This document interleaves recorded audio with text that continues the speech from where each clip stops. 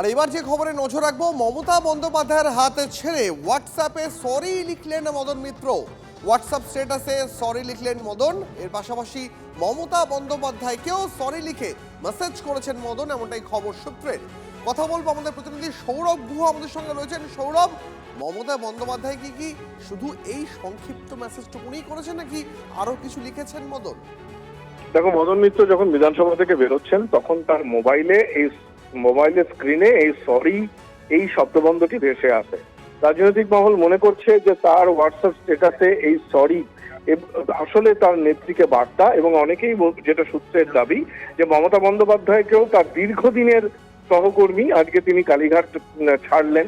মুখে যাই বলুন না কেন, তিনি কালীঘাট তৃণমূল কংগ্রেস এবং মমতা বন্দ্যোপাধ্যায়ের সঙ্গ ছাড়লেন এবং ঋতব্রত তৃণমূলে যোগদান করলেন। এই পর্বে তার মোবাইল থেকে এই সরি, তার মোবাইল স্ক্রিনে সরি শব্দবন্ধটি দেখা, এবং অনেকেই মনে করছেন যে মমতা বন্দ্যোপাধ্যায়কেও তিনি হোয়াটসঅ্যাপে সরি লিখে জানিয়েছেন এবং সামগ্রিকভাবে মদন মিত্র এই সৌজন্য রক্ষা করার চেষ্টা করেছেন কিনা, বা তিনি মদন মিত্রকে কোনো পাল্টা বার্তা দিয়েছেন কিনা এখনো পর্যন্ত কোনো খবর সূত্র মারফত?